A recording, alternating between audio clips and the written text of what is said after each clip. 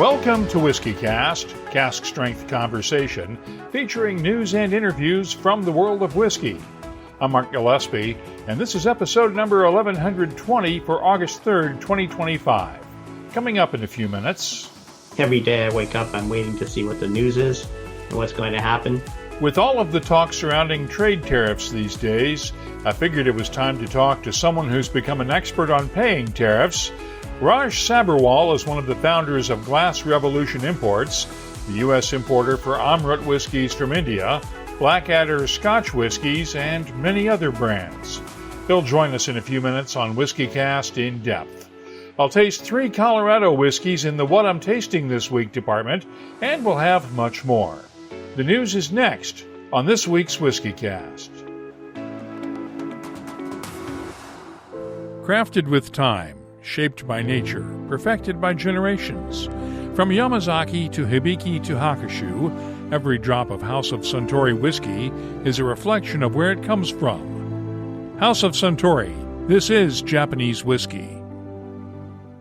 Enjoy responsibly. Suntory Whiskey Single Malt and Blended Japanese Whiskey. 43% alcohol by volume. Copyright 2025 Suntory Global Spirits Import Company, Chicago, Illinois. Hey, it's Gabriel from Dewar's Whiskey. Here's a quick tip. Whenever you're pouring great whiskey, especially something like Dewar's 12-year, don't overthink it. All you need is a few glasses and a couple of people worth sharing it with. The rest takes care of itself. Back in a bit. Let's get started with the week's news. It's brought to you by the Dalmore. U.S. President Donald Trump announced a new round of trade tariffs this week to take effect this coming Thursday. They include the previously announced 10% tariff on Scotch whiskey and other UK imports, 15% on Irish whiskey and other European imports, and 25% on whiskies from India. Trump also raised the tariff on Canadian imports to 35%, but exempted goods covered by the U.S.-Mexico-Canada trade agreement, and that includes Canadian whiskey. The European Union tariffs have no exemption yet for wines and spirits. Lobbyists on both sides of the Atlantic are trying to get an exemption carved out. In a statement, the Irish Whiskey Association said, quoting now, "The application of this tariff will increase costs for both exporters and consumers and will have knock-on effects on the hospitality and tourism sectors in the USA. The zero-for-zero trade arrangement, which removed tariffs on our products in 1997, worked well for over 3 decades. It has never been more important to return to this as soon as possible." Meanwhile, the Distilled Spirits Council used its strongest language ever this week to criticize the Trump administration and EU negotiators for not coming to an agreement on exempting spirits from the 15% tariffs. In a statement, CEO Chris Swanger called the delay, quote, "extremely disappointing and utterly exasperating." Irish whiskey could soon be more visible on Canadian retail shelves. Irish Agriculture Minister Martin Hayden has been meeting with officials from the Liquor Control Board of Ontario, which is looking for whiskies to fill its shelves after the boycott of American whiskies that started last March. The LCBO is the world's largest buyer of liquor. Scottish First Minister John Swinney got some face time with President Trump during his visit to Scotland this past week and urged the president to carve out an exemption for Scotch whiskey in the UK trade deal. When asked about the whiskey tariffs, Trump told reporters in Ayrshire that he didn't realize there was a problem with Scotch whiskey. Scotch whiskey makers are reported to be losing £4 million a week because of the new tariffs. One of those companies is turning to a familiar face following a shake-up in the executive suite. Diageo has brought back Deirdre Malin to serve as interim chief financial officer. The company reports its full-year earnings results on Tuesday. The position was opened when CFO Nick Jangiani was promoted to acting CEO following the departure of Deborah Crew last week. Campari reported its second quarter earnings this past week with a 2.9% increase in profits for the quarter. That's despite the tariffs on its European and UK exports to the U.S. The company told analysts it expects the hit from tariffs to be anywhere from 4 million to 45 million euros this year. CEO Simon Hunt says Campari will not take any price increases in the U.S. because of the weaker U.S. dollar. In other news, Compass Box has turned to an industry veteran to lead its whiskey-making efforts. Former Mackmyra master blender Angela D'Orazio is joining Compass Box as its creative director in charge of whiskey making. She'll take over from James Saxon, who is leaving for a job outside the whiskey industry. We now know where former Ardbeg distillery manager Colin Gordon is headed following his departure from the Isla Distillery earlier this summer. He's becoming the director of distillery sales for Baird's Malt, which supplies distillers all over the world with malted barley. He's taking over for longtime industry veteran and former distillery manager Graham Manson, who is retiring after a long career in the industry that includes stints at Highland Park and William Grant & Sons. New whiskies on the way to a retail shelf near you. Kilchoman is releasing the latest edition of its Loch Grunnert single malt. It's named for the loch and bird preserve near the distillery and will sell for around $55 a bottle. It'll arrive in the U.S. this fall. Seattle's Westland Distillery is releasing 2 new complex beer and wine cask finishes. The beer cask finish was matured in virgin oak, ex-bourbon, and ex-rye casks before being finished in 4 different types of beer casks prior to blending the final batch. The wine cask finish was aged in first and second fill American oak barrels before finishing in 5 different types of Pacific Northwest wine casks. Both will be available through Westland's website and at retailers for $75 a bottle. Jim Beam is adding a new bourbon to its range. Jim Beam Sunshine takes the standard white label Jim Beam and blends it with a bourbon made with brown rice. The goal was to produce a lighter bourbon suitable for cocktails and outdoor occasions.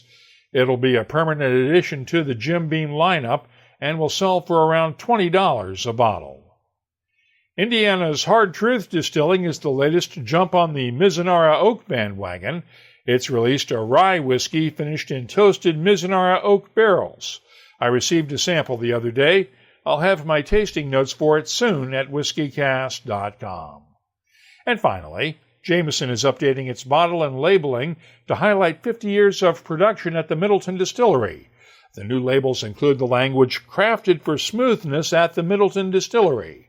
The distillery is celebrating its 200th anniversary this year. You can keep up with the latest whiskey news all week long at whiskycast.com and in the WhiskyCast community app. The news is brought to you by the Dalmore. Hello, Richard Patterson here, Master Distiller, Master Blender for the Dalmore. You know, whenever the team and I are in the world sharing our exceptional single malt, we like to keep in touch with Mark Gillespie and the latest news from WhiskyCast.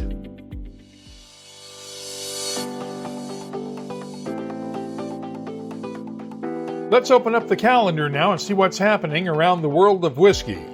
The Whiskey Show Brisbane is this coming Saturday in Brisbane, Australia, along with the Southern Food and Whiskey Experience in Franklin, Tennessee. The American Whiskey Show is August 23rd in Sydney, Australia, and the American Distilling Institute's annual Craft Spirits Conference is August 25th and 26th in San Antonio, Texas. Once we get into September, the Kentucky Bourbon Festival is September 5th through the 7th in Bardstown, Kentucky. If you're organizing a whiskey event, let us know about it. We'll add it to the calendars at whiskycast.com and in the WhiskyCast community app. Throughout the years, Dewar's has created some incredible whiskeys, but our new Dewar's 12-year-old, that one's a personal favorite. It's the kind of scotch that earns praise from the pros, but still feels right at home in the middle of a good night with friends. Every pour opens up with notes of vanilla, toffee, baking spice, and a smooth oak finish. It's rich, it's approachable, and it has a way of bringing people together. Whether it's around the table, the fireplace, or just wherever the night happens to take you. Look, the glasses may hold the whiskey, but the whiskey, that's what holds the moment. Please enjoy responsibly. Copyright 2025, Dewar's is a trademark. Imported by John Dewar & Sons Company, Coral Gables, Florida. Blended Scotch whiskey, 40% alcohol by volume. As I've said many times, tariffs are a tax paid by the importer of a product, not the country where that product was made. No one knows that better than Raj Sabharwal, the co-founder of Glass Revolution Imports. Raj and his colleagues are the U.S. importers for Amrut, Blackadder, and Claxton's whiskies, just to name a few. They survived the first set of Trump administration tariffs on whiskies during the first term and are now figuring out how to cope with a complex trading environment this time around. I talked with Raj this past Wednesday, the day before Trump announced his latest round of tariffs to take effect next Thursday. Tell me, first of all, let's go through the list of the spirits you import and what countries they come from, because as we all know now, different countries are going to have different tariff rates. Yeah, I need a big chart to keep track of those, Mark. So, our primary source is India, of course, for Amrut. And that we're uncertain what's going to happen, but it looks like unless there's a last minute agreement, it's 25% that's going to go into effect tomorrow on August 1st. The UK, which is thankfully fixed at 10%, so it's going to stay there. The EU, I think I just heard that it's going to be 15% going forward. And Japan, which is, I can't remember, 20 or 25%. Oh, no, they agreed to 15%. That's right.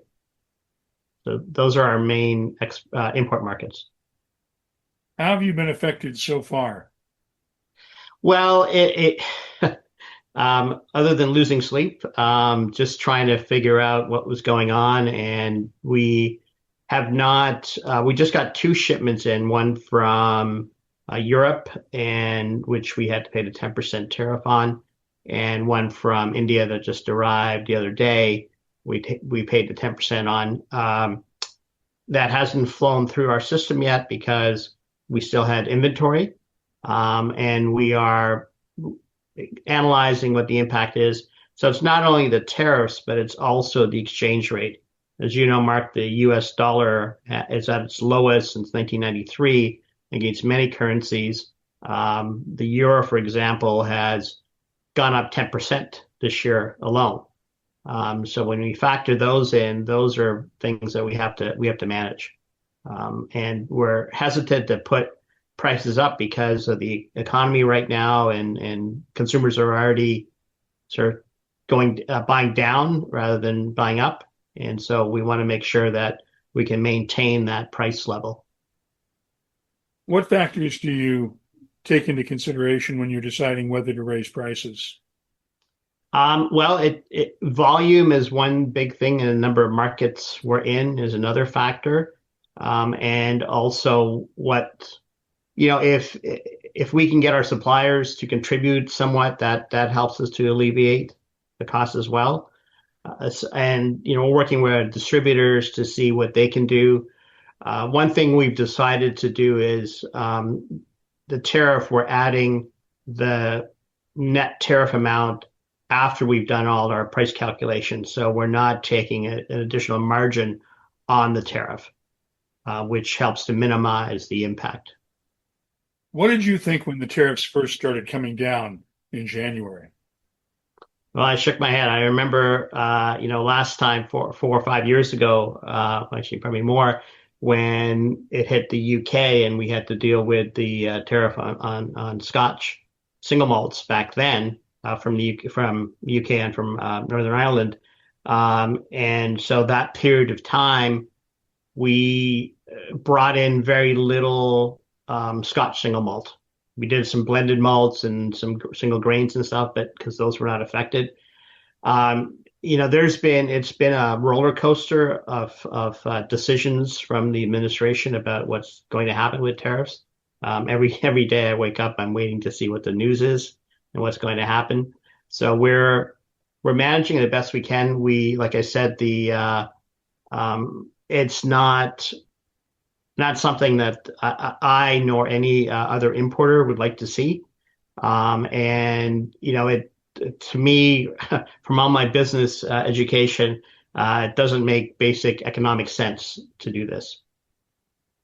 Because as we know, tariffs are a tax that you pay that gets passed on down the road to the consumers eventually.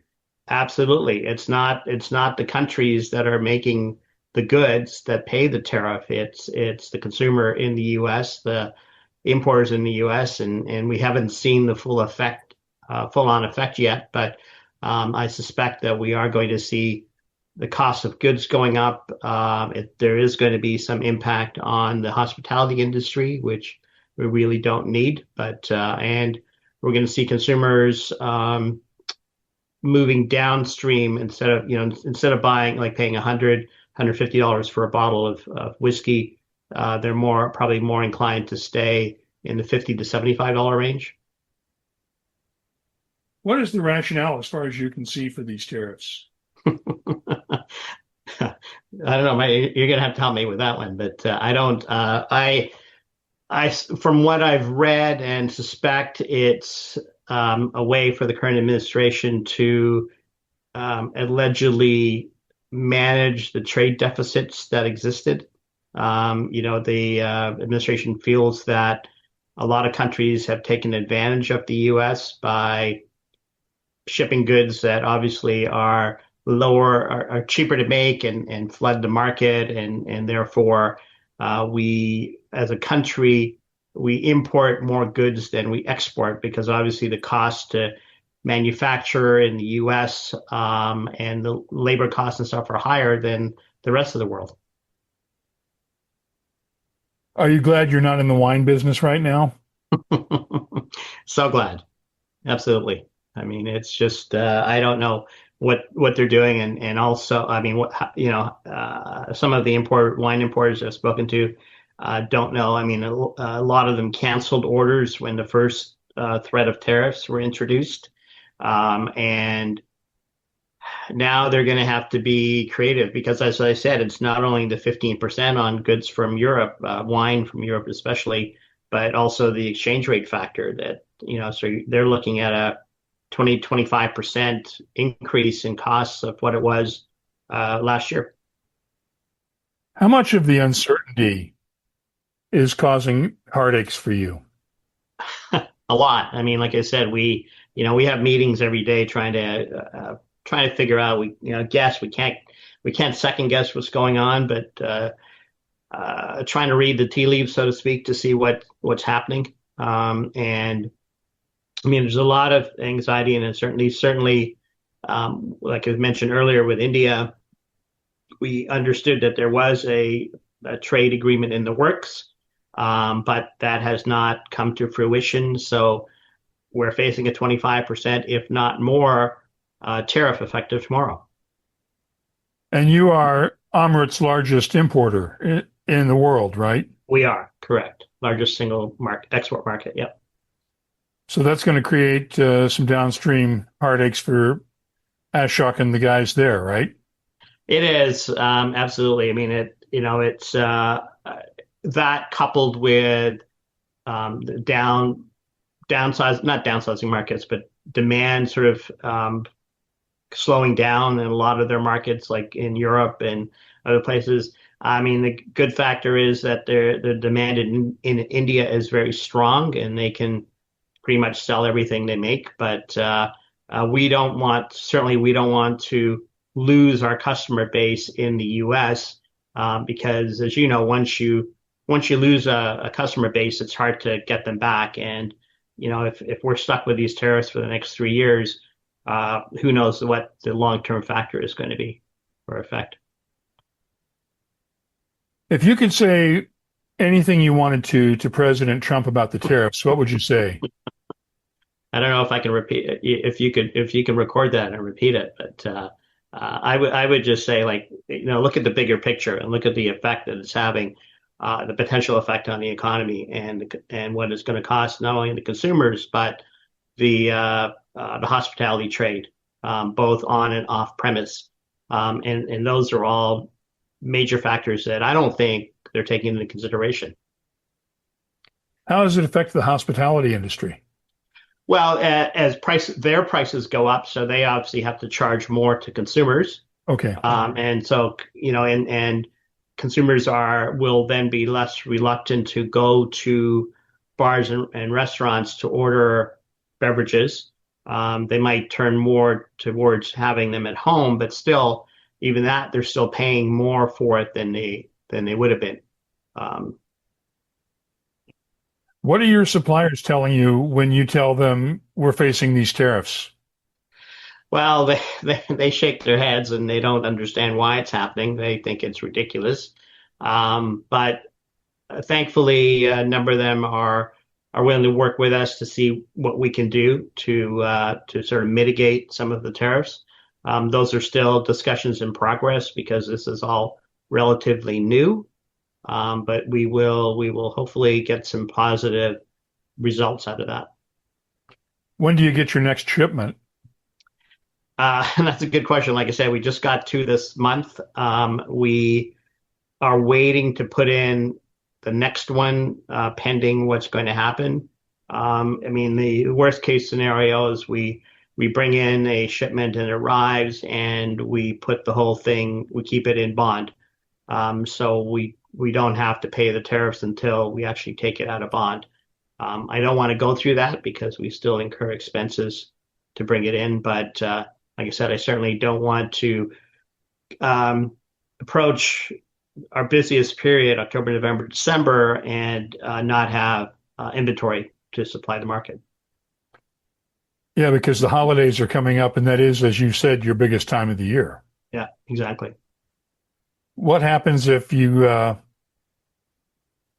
can't get stuff out of bond? Well, we can get it out. We just have to pay. I mean, if we get it out of bond, that means we have to pay. But at least if we do it, it's we're not paying the full effect right at the outset. You pay it as you take it out of bond, but it costs a lot more because storage in bond is more expensive, and every time you take it out, you're paying different fees to have the goods processed for customs. So there's a lot of factors. I don't want to see that happen. I'd rather manage it so that we can have inventory and try to mitigate the effect as much as we can. Where do you see this going 6 months from now, or can you even forecast it? Mark, I can't. I mean, could any of us forecast where this was going at the beginning of the year? I mean, I know the threat was there, but there's been so many ups and downs and changes that I don't know which way the wind is blowing and what the president feels like doing or not doing, or who upsets him one day and doesn't the next day. Thanks to Raj Sabharwal for joining us on this week's WhiskyCast In-Depth. They're making some very good whiskeys these days in Colorado, and I had the chance to taste 3 very different Colorado whiskeys this week. Let's start the What I'm Tasting This Week department with the Spirit Hound Distillers American Single Malt, barrel number 448. The distillery bottles each barrel as a single barrel offering, and barrel 448 was bottled at 45% ABV. The nose has touches of cherries, toffee, and dried fruits. The taste has notes of cherries, caramel, apricots, apples, and a hint of chocolate. The finish is long with touches of chocolate, honey, and vanilla.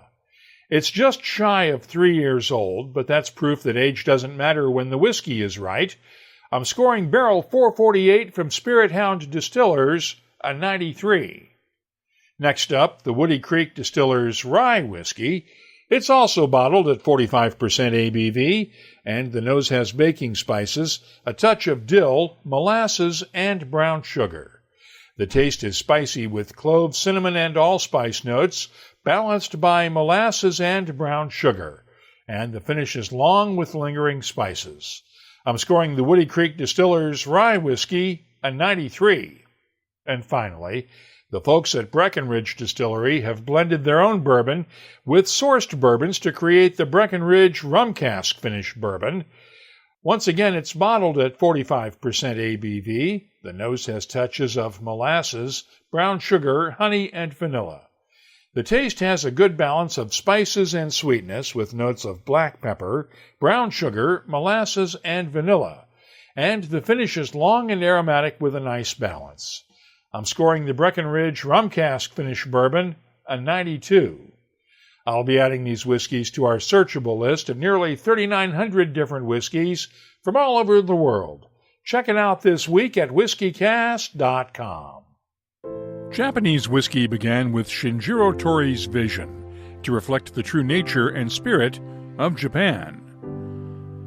The House of Suntory was founded on these principles, guided by generations of craftsmanship that have transformed time, nature, and precision into something greater than the sum of its parts. Pure waters from the mountains of Hakushu, Mizunara oak shaped by decades of patience, a blending philosophy rooted in harmony. These aren't just techniques, they're a way of thinking, a quiet pursuit of balance and depth. From the layered complexity of Yamazaki to the crisp vibrancy of Hakushu and the elegant artistry of Hibiki, every whiskey is a reflection of where it comes from and the hands that shape it. House of Suntory. This is Japanese whiskey. Enjoy responsibly. Suntory Whiskey Single Malt and Blended Japanese Whiskey. 43% alcohol by volume. Copyright 2025 Suntory Global Spirits Import Company, Chicago, Illinois. Let's open up the inbox now and see what people are talking about this week in our community segment. Had a couple of comments on Angela Durazio's joining Compass Box as creative director of whiskey making. Christopher Glenn posted this in the app. Very interesting, and another reason for excitement with Compass Box. What's the latest on the situation at Mackmyra? Last I recall, there was some interest from buyers to take over. Is that correct? And Suzanne Drams responded with some news. Mackmyra is up and running with new owners, and I received news a while ago that some previous owners or possibly staff are going to open a new distillery. I hope to get more info on that later. Christopher also posted a comment on last week's episode in which I suggested Noel Harity start listening to WhiskyCast episodes backwards to check for hidden messages after he completed listening to the entire catalog a couple of weeks ago. The suggestion of listening backwards for hidden messages made me chuckle. I fondly remember hand-spinning my 80s metal records backwards trying to find some sort of messages with my high school buddies. Thanks. On the subject of tariffs, Chardul, the Dram Voyager, posted a photo of a Quebec provincial SAQ store with this report. Still no sign of American whiskey in Quebec province. Lady behind the counter said, "Talk to Trump." International diplomacy now includes bourbon negotiations, with a hands-up raised emoji, reporting live from Quebec City. Thanks for the report, Chardul. How are tariffs affecting your whiskey buying? Download the free WhiskyCast community app and share your comments with the community. You can also find us on social media. Look for WhiskyCast on Blue Sky, X, Threads, Instagram, and Facebook. Our email address is comments@whiskycast.com. Let's close out the show now with Behind the Label, our look at the history, science, and people who make whiskey unique. What's in an age statement? Well, it typically refers to the youngest whiskey in the bottle. If it's a blend of whiskeys, the youngest counts, not the oldest. Age statements are not mandatory in most of the world, but as with a lot of things, it's different in the U.S. Federal regulations here require any whiskey younger than 4 years old to carry an age statement as a way to make sure consumers know they're getting a young whiskey. After 4 years, no age statement is required, but if a whiskey maker includes one, the same standard applies as in the rest of the world. It has to refer to the youngest whiskey in the bottle. Age statements don't have to be exact. For instance, years ago, Bruichladdich ran out of 12-year-old whiskey, so Mark Rainier, Jim McEwen, and the team put 14-year-old whiskey in a bottle labeled as 12-year-old, so they wouldn't have to make new labels. Age statements became fashionable in the 1950s, according to the Edinburgh Whisky Academy, specifically with the 1951 launch of Chivas Regal 12-year-old, which is credited with setting the 12-year benchmark for premium Scotch whiskies. If there's something you'd like us to look at on an upcoming episode, just get in touch with us.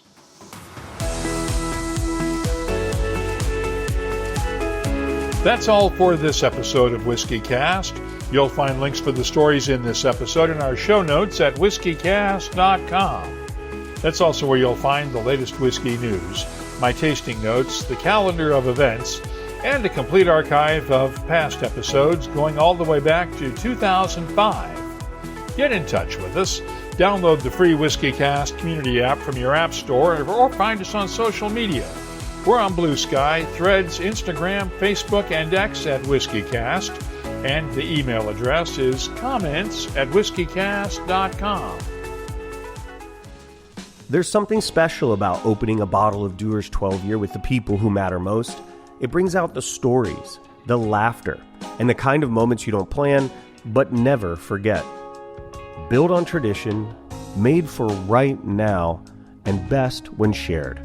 Dewar's 12-year-old. Crafted with time, shaped by nature, perfected by generations. From Yamazaki to Hibiki to Hakushu, every drop of House of Suntory whiskey is a reflection of where it comes from. House of Suntory. This is Japanese whiskey. Enjoy responsibly. Suntory Whiskey Single Malt and Blended Japanese Whiskey. 43% alcohol by volume. Copyright 2025 Suntory Global Spirits Import Company, Chicago, Illinois.